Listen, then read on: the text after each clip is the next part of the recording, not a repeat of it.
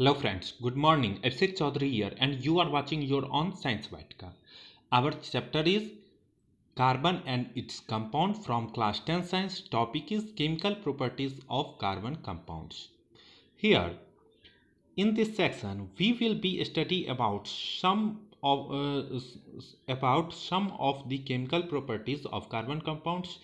इस सेक्शन में हम लोग कार्बन कंपाउंड्स के जो कुछ प्रॉपर्टी होते हैं उसके बारे में जानेंगे. Since most of the fuel we use are either carbon or its compound, जितने भी फ्यूल हम लोग यूज करते हैं वो या तो कार्बन होता है या इसके कंपाउंड्स होते हैं. We shall first study combustion.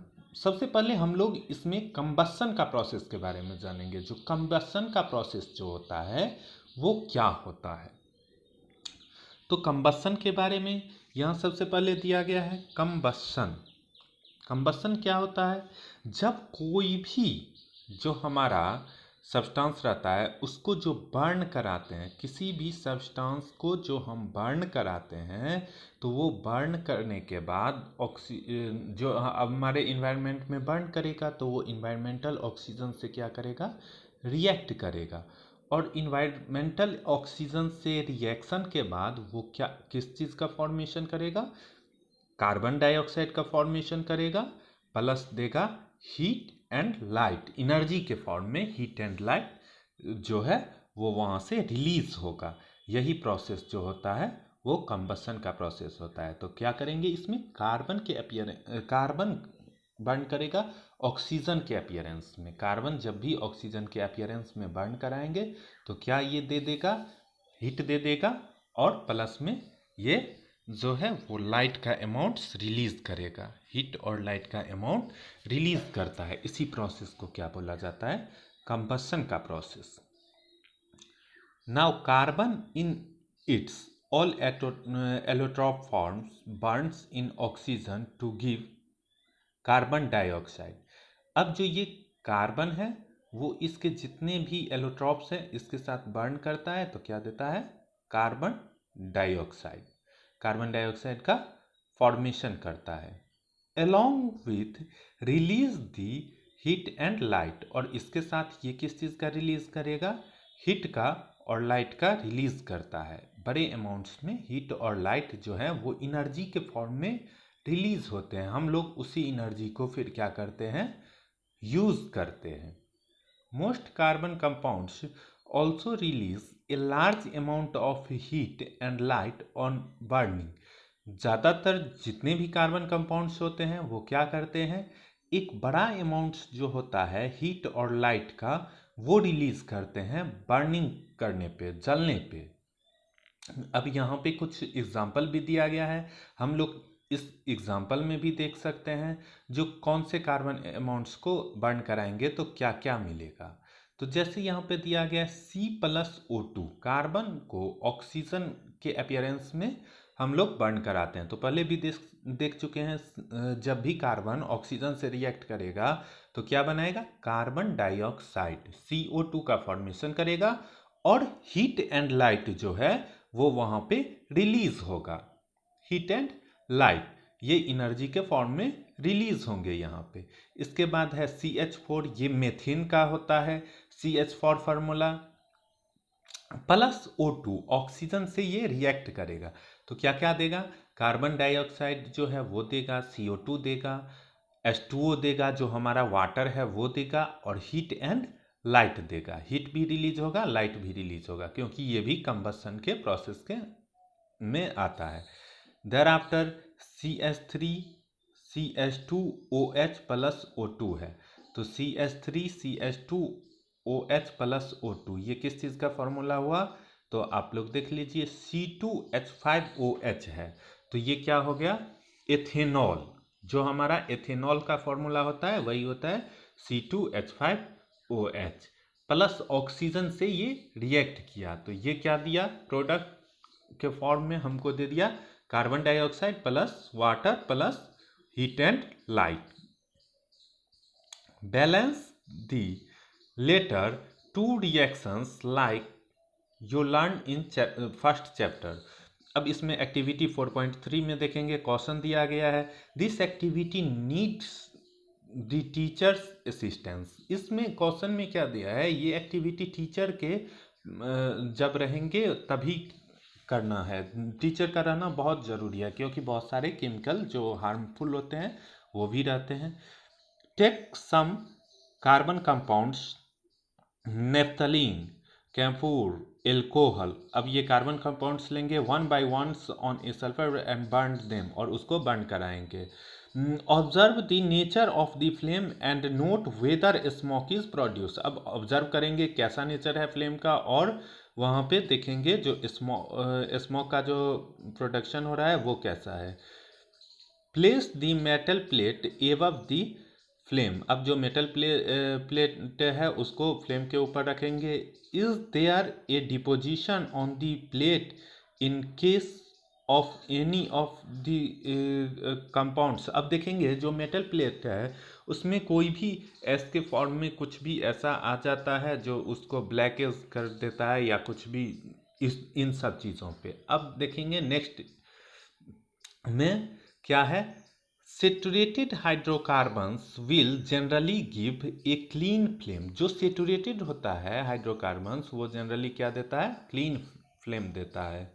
While unsaturated carbon compounds will give yellow flame. जो अनसेचुरेटेड होता है वो येलो फ्लेम देता है। अब हम लोगों ने सेचुरेटेड और अनसेचुरेटेड के बारे में ऑलरेडी पढ़ा था। जिसके पास 4 कंप्लीट बॉन्ड रहते हैं जिसमें डबल ट्रिपल बॉन्ड का यूज नहीं होता है वो सेचुरेटेड हाइड्रोकार्बन्स में आते हैं। अनसेचुरेटेड में जिसके बाद डबल बॉन्ड होता है या ट्रिपल बॉन्ड होता है वो अनसेचुरेटेड में आएगा। अब यहाँ एक्टिविटी 4.4 में ये पूछ भी रहा है, लाइट इज ए बसेन burner and adjust the air hole at the base to get different types of flame, presence of smoke। अब यहाँ पे देखना है when do you get a yellow sooty flame। कब हमको येलो फ्लेम ऑब्टेन होगा, जब अनसेचुरेटेड रहेगा। when do you get a blue flame, blue flame कब रहेगा, जब सेचुरेटेड रहेगा। नाउ हियर येलो फ्लेम जब भी आएगा तो उसके पास लॉट्स ऑफ ब्लैक स्मोक भी आ जाएगा। दिस रिजल्ट इज सूटी deposits on the metal plates in activity 4.3। अब जब भी मेटल प्लेट पे सूटी जो होगा स्याही का डिपोजिशन हो जाएगा तो मीन्स ये येलो फ्लेम के रीजन से हुआ, ये अनसेचुरेटेड कार्बन कंपाउंड्स के बर्निंग से हुआ। Limiting the supply of air results in incomplete combustion of even saturated hydrocarbons give sooty flames। The gas kerosene stove used at home has inlets for air so that sufficiently oxygen rich.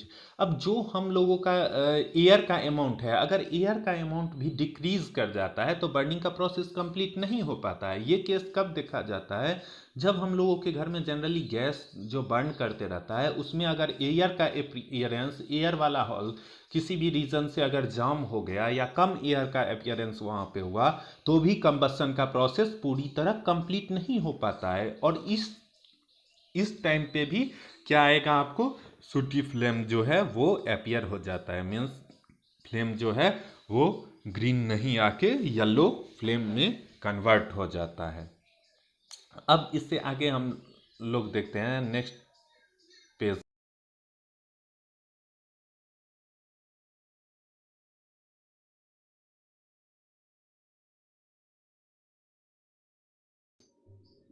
Now mixture is burned to give the clean blue flame. If you observe the bottoms of the cooking vessel getting blackened, it means that the air holes are blocked and fuel is getting wasted. जो fuel है वो air hall block हो गया है और fuel जो है वो वेस्ट हो रहा है। Fuel such as coal and petroleum have some amount of nitrogen and sulphur in them. जो फ्यूल होते हैं कोल और पेट्रोलियम उसमें कुछ अमाउंट में सल्फर, नाइट्रोजन और सल्फर का भी अमाउंट्स रहता है। This combustion result in formation of oxide of sulphur and nitrogen. अब ऐसा जो भी फ्यूल रहेगा उसका जब कंबसन का प्रोसेस होगा तो वो ऑक्सीजन के साथ रिएक्ट करेगा और क्या बनाएगा, सल्फर ऑक्साइड और nitrogen oxide, which are major pollutants in the environment, जो कि बहुत सारे इन्वायरमेंटल पॉल्यूशन का कारण हो जाता है, जो बहुत बड़ा एक कारण हो जाता है इन्वायरमेंटल पॉल्यूशन का। Why do substance Burns with और विदाउट ए फ्लेम, कैसे कोई भी सब्सटेंस जो है वो फ्लेम के साथ बर्न करता है या नहीं तो फ्लेम के साथ बर्न नहीं करता है। Have you ever observed either a coal or a wood fire, क्या आपने ऐसा ऑब्जर्व किया है जो कोल का जो बर्निंग होता है वो कैसे होता है और वुड का या वुड का जो लकड़ी का जो फायर होता है वो कैसे होता है। If not the next time you get a chance, अगर ऐसा नहीं किया है तो अगले बार आप एक चांस ऐसा करेंगे। Take close note of what happens when the wood or coal start to burn, अब एक नोट बनाएंगे जो कैसे कोल स्टार्ट करता है burn.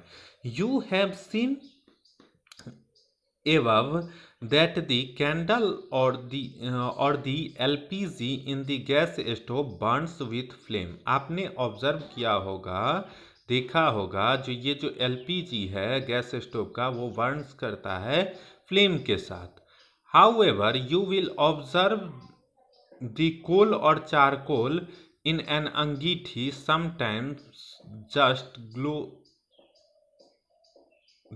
glows red and give out heat without the flame, जैसा कि आप लोगों ने भी ऑब्जर्व किया गया होगा, जैसे ही अंगीठी में हम लोग कोल और चारकोल को डालते हैं तो वो क्या होता है, वो फ्लेम के साथ बर्न नहीं करता है, सिर्फ रेड कलर का जलते रहता है और उससे हीट एपियर होते रहता है। ये आप लोग कॉमनली किसी भी टी शॉप पे देख सकते हैं, जो वहाँ पे जो अंगीठी जलते रहता है उसमें कोयले का कुछ अमाउंट कुछ कुछ टाइम इंटरवल पे दिया जाता है और उसमें क्या होता है तो वो फ्लेम नहीं आता है, विदाउट फ्लेम बर्निंग होता है, सिर्फ रेड कलर का आएगा वो और उसमें हीट का अमाउंट जो है वो एपियर होते रहता है।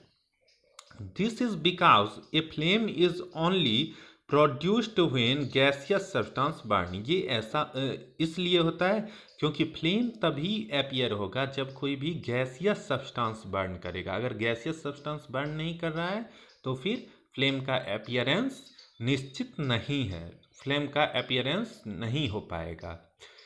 When wood or charcoal is light charcoal is ignited, जब वो लकड़ी और चारकोल को जलाया जाता है, the volatile substance present vaporise and burn with a flame in the beginning, जो इसमें वोलाटाइल सब्सटेंस रहता है वो वेपोराइज होता है, वेपर के फॉर्म में उड़ जाता है वहाँ से और बर्न कर जाता है शुरू में ही फ्लेम के साथ।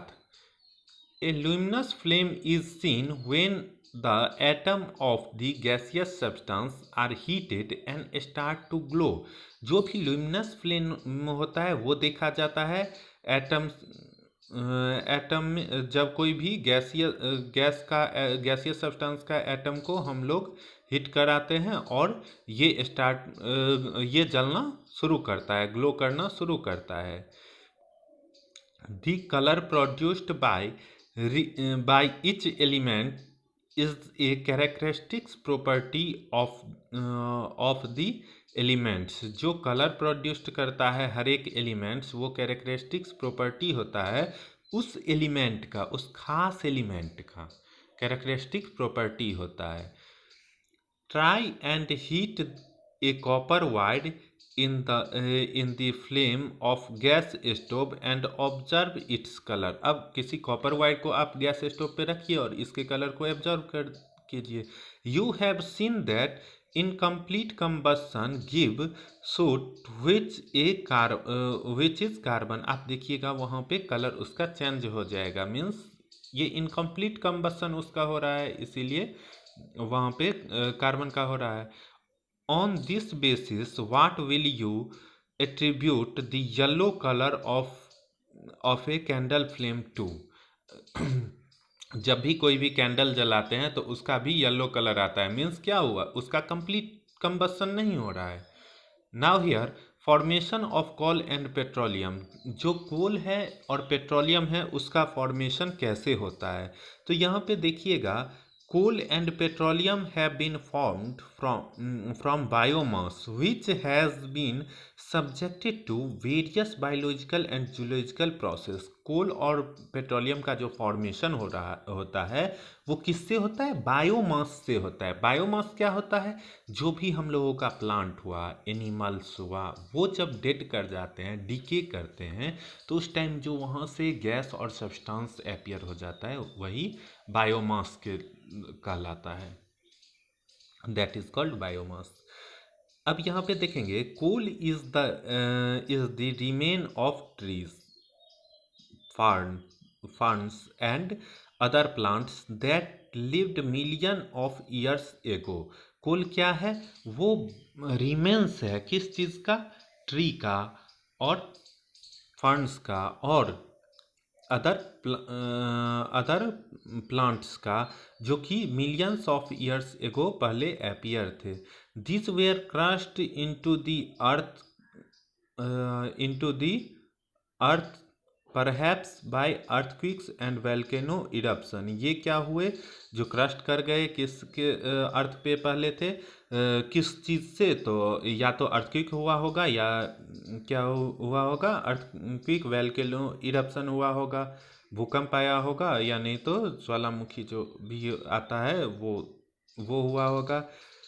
दे were pressed down by layer of earth and rock. वे क्या हुए, तो जो लेयर है अर्थ का और रॉक का उसके अंदर दब गए.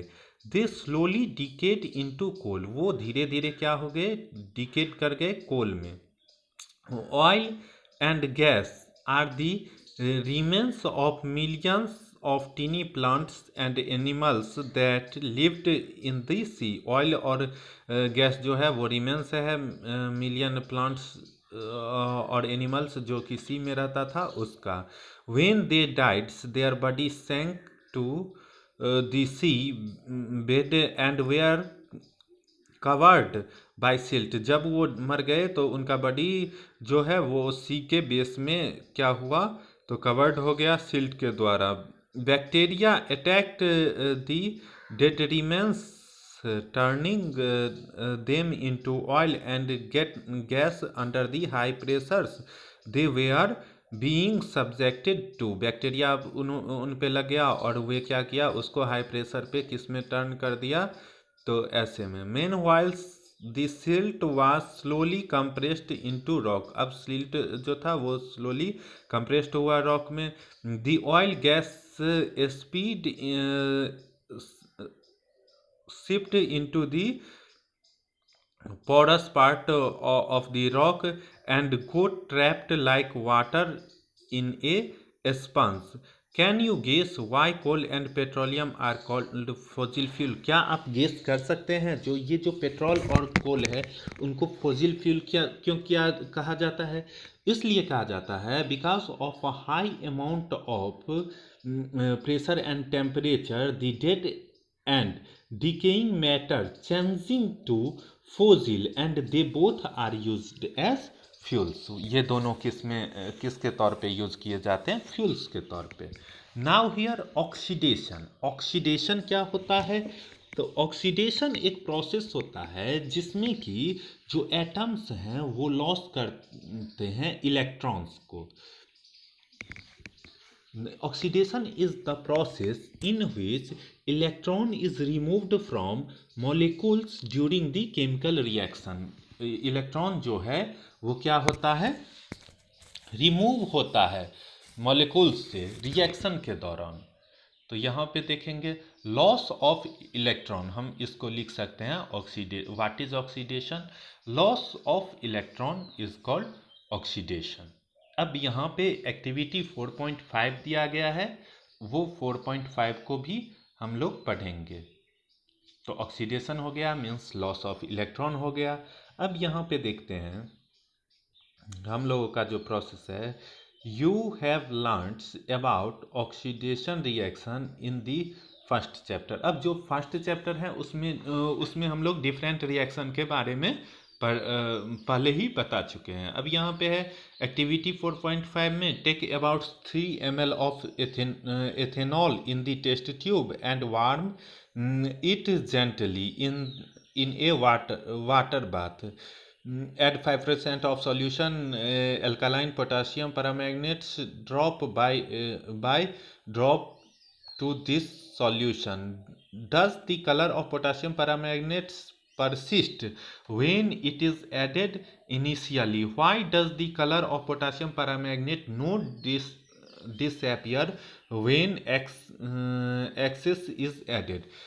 You have learnt about the oxidation reaction in the first chapters. Carbon compounds can be easily oxidized on कंबस्सन। जो भी कार्बन कंपाउंड्स होते हैं वो आसानी से ऑक्सीडाइज्ड हो जाते हैं कंबस्सन के प्रोसेस में। In addition to this complete oxidations we have reactions in which alcohol are converted to carboxylic acid. इसमें अल्कोहल जो है वो कन्वर्ट हो जाएगा कार्बोजेलिक एसिड में। अब यहाँ पे देखेंगे क्या क्या लिया गया है। CH3 CH2OH, CH3 लेते हैं हम लोग, CH3 उसको क्या करेंगे, तो CH2OH के साथ एल्काइन KMnO4 प्लस हीट पे गर्म करेंगे। क्या चीज़ का फॉर्मेशन करेगा, CH3COOH। We see that some substance are capable on adding oxygen to other. हम लोग यहाँ पे देखते हैं कुछ जो सब्सटेंस होता है वो कैपेबल होता है ऑक्सीजन को ऐड करने में दूसरे के साथ। This substance are known as oxidising agent. Question भी होगा व्हाट इज ऑक्सीडाइजिंग एजेंट, तो वहाँ पे हम लोग ये आंसर लिख सकते हैं। एल्कालाइन पोटासियम परमैंगनेट्स और acidified potassium dichromates are oxidising alcohol to acids, that is adding oxygens to the starting material, hence they are known as oxidizing agent। जो भी ऑक्सीजन का ऐड करेगा मटेरियल में वो क्या कहलाएगा, ऑक्सीडाइजिंग एजेंट कहलाएगा। There after here is addition reaction. अब इस एडिशन रिएक्शन को समझते हैं, ये क्या होता है। तो ये एक रिएक्शन होता है जिसमें एक मॉलिक्यूल कंबाइन करता है दूसरे मॉलिक्यूल से और लार्ज मॉलिक्यूल बनाता है, लेकिन यहाँ पे कोई भी अदर प्रोडक्ट नहीं बनेगा। लार्ज मॉलिक्यूल का फॉर्मेशन करेगा लेकिन प्रोडक्ट अदर नहीं होगा, प्रोडक्ट वही रहेगा। अब यहाँ पे देखते हैं, unsaturated hydrocarbons added to hydrogen in presence of catalyst, catalyst के प्रेजेंस में होगा, सच एज पैलेडियम और nickels to give saturated hydrocarbons. ये पहले अनसेचुरेटेड था, अब इसको ऐड किए सेचुरेटेड बन गया।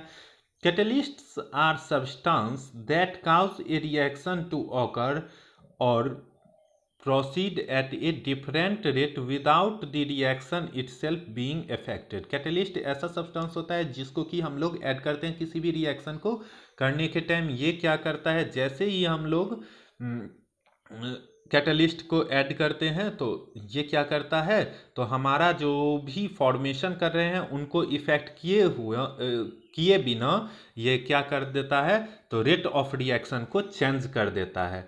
This reaction is commonly used in hydrogenation of vegetable oils using A nickel catalyst. Vegetable oils generally have long unsaturated carbon chains while animal fats have a saturated carbon chains। इसको vegetable oils में भी add करके बनाया जाता है। Now here we will see carbon added with carbon by double bonds। Now in the appearance of nickel catalyst S2 it give the products carbon carbon single bonds. यहाँ पे जो carbon carbon से जुड़ा हुआ है डबल बॉन्ड के साथ जुड़ा हुआ है पहले, अब इसको हाइड्रोजन के अपीयरेंस में निकेल कैटलिस्ट से हम लोग रिएक्ट कराते हैं तो सिंगल बॉन्ड से ये एडेड हो जाता है। You must have seen advertisement stating that some vegetable oils are healthy. Animals fats generally contain saturated fatty acid which are said to be harmful for health. जो भी एनिमल्स फैट्स होता है वो जनरली क्या करता है, सेचुरेटेड फैटी एसिड को contain करता है जो कि हार्मफुल होता है. Now here substitution reaction. अब यहाँ पे सब्स्टिट्यूशन रिएक्शन के बारे में पढ़ेंगे. Saturated hydrocarbons. अब सब्स्टिट्यूशन है, इसका मतलब क्या, किसी एक को हटा के दूसरा वहाँ पे आ जाएगा. अब एक को हटाएगा, किस एक को हटाएगा, तो वो एक एटम भी हो सकता है, आयन भी हो सकता है, या एटम का ग्रुप भी हो सकता है, या आयन का ग्रुप भी हो सकता है. वो उसको हटा के अपने आप उसके जगह को ले लेगा. Saturated hydrocarbons are fairly unreactive and are inert in the presence of most reagents. However, in the presence of sunlight, chlorine is added to hydrocarbons in a very fast reaction. Chlorine का add किया जाता है hydrocarbons में, बहुत ही तेज reaction होता है. Chlorine can replaced the hydrogen atoms one by one. Chlorine जो है वो रिप्लेस्ड कर देता है हाइड्रोजन एटम को एक के बाद एक को. It is called substitution reaction. अब बताए हैं ना, जो एक को रिप्लेस कर देगा, एक किसको रिप्लेस करेगा, या तो एक एटम को रिप्लेस करेगा, या एक आयन को रिप्लेस करेगा, या ग्रुप ऑफ एटम जो होगा वो ग्रुप ऑफ एटम्स को रिप्लेस कर देंगे, या ग्रुप ऑफ आयंस को रिप्लेस करेंगे. इसी रिएक्शन को सब्स्टिट्यूशन रिएक्शन बोला जाता है. अब यहां पे देखेंगे a number of products are usually formed with the higher homologus of alkanes. जो नंबर ऑफ प्रोडक्ट्स होगा वो यहाँ पे अपीयर्स हो जाएगा होमोलोजस ऑफ एल्केन के तौर पे. ये क्या है, CH3 plus Cl2 is equal to CH3Cl plus HCl hydrochloric acid. ये क्या है, ये सबसे पहले मैथेन के साथ जो क्लोरीन का रिएक्शन कराते हैं हम लोग वो है. मैथेन लेंगे, मेथेन मीन्स CH4 लेंगे, उसके बाद क्लोरीन लेंगे, Cl2 लेंगे, ये रिएक्ट करके बनाएगा chloroethane plus hydrochloric acid वहां पे अपीयर्स हो जाएगा. Now here question is why is conversion of ethanol to ethanoic acid ethanoic acid an oxidation reaction. जो कन्वर्सन होता है एथेनॉल का एथेनोइक एसिड में, उसको कन्वर्सन रिएक्शन.